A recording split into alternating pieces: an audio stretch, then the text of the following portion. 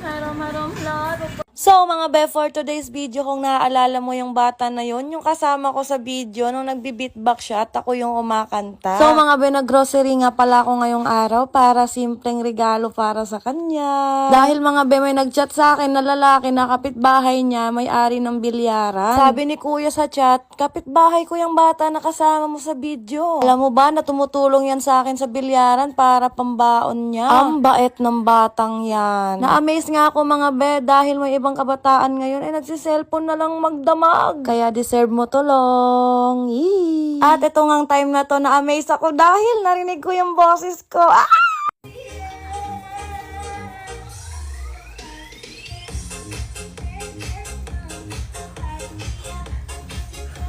Nahiya nga ang taong ito dahil meron palang nakatingin na tao. Nasayaw-sayaw pa talaga, aray ko. Pak, biglang tumahimik, o diba?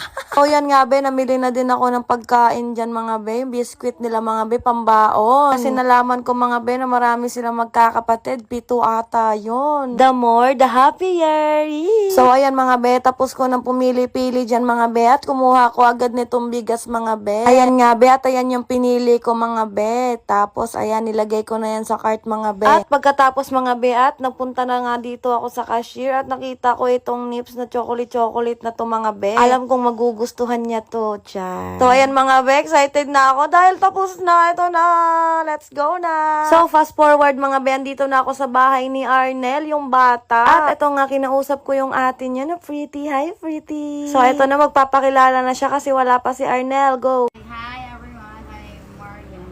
Marian, ano apelyido mo? Hingbit. Ah, hindi. So, taga dito sila sa Tabahan guys, dito sa Gindolman, di ba? So, ito yung bahay nila at ilan kayo magkakapatid ba? Ito kami magkakapatid.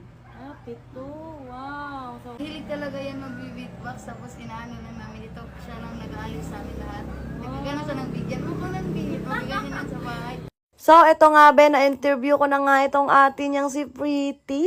So, ayan mga be, sinabi niya na mahilig daw talaga mag-beatbox yung batang yon. Apaka-talented naman talaga. At sinabi pa nga ng ate niya na mabait daw na bata talaga yung si Arnel. Grabe daw, masunuring bata daw talaga dyan sa bahay nila mga be. Ngayon, hintayin natin yung kapatid niya na si Arnel. Tapos, magsasample din tayo mamaya. Let's go!